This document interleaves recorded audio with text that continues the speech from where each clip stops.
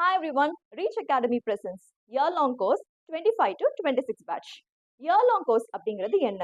11th and 12th standard students, when you prepare for your board exams, be it any board, state board or CBSE, உங்க board examக்கு prepare பண்றப்பவே side by side, when you prepare for competitive exams like NEET, JEE or any other competitive exams, அதுதான் நம்ம year-long course அப்படின்னு சொல்லுவோம். Okay, 11th and 12th ஏற்கனவே இது வந்து ஒரு டஃப்பான ப்ராசஸ், ஒரு ஹார்ட் ஒர்க் பண்ணக்கூடிய ஒரு ஜேர்னி.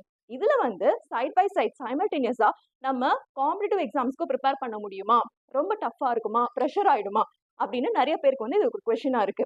இந்த கொஸ்டினுக்கான ஆன்சர் வந்து ஒரு பெரிய நோ. ஏன் அப்படின்னு கேட்டீங்கன்னா, காம்படிட்டிவ் எக்ஸாம்ஸ்ல உங்களுக்கு என்ன சப்ஜெக்ட்ஸ்ல என்ன சாப்டர்ஸ் வருதோ அதே சாப்டர்ஸ் தான் உங்களுக்கு ஸ்டேட் போர்ட் ஆர் சிபிஎஸ்சிலோ வரப்போகுது. The only difference what you observe is the method of learning and the mode of application. Competitive எக்ஸாம்ஸ்ல நீங்க எல்லா கான்செப்ட்ஸையும் அப்ளை பண்ணி you will find the answer and it will be of objective type.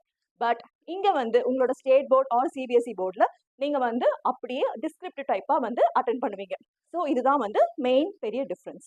Okay, state board or CBSE படிச்சுட்டு உங்களால competitive exams attend பண்ண முடியுமா, clear பண்ண முடியுமா அப்படின்னு கேட்டா பண்ண முடியாது.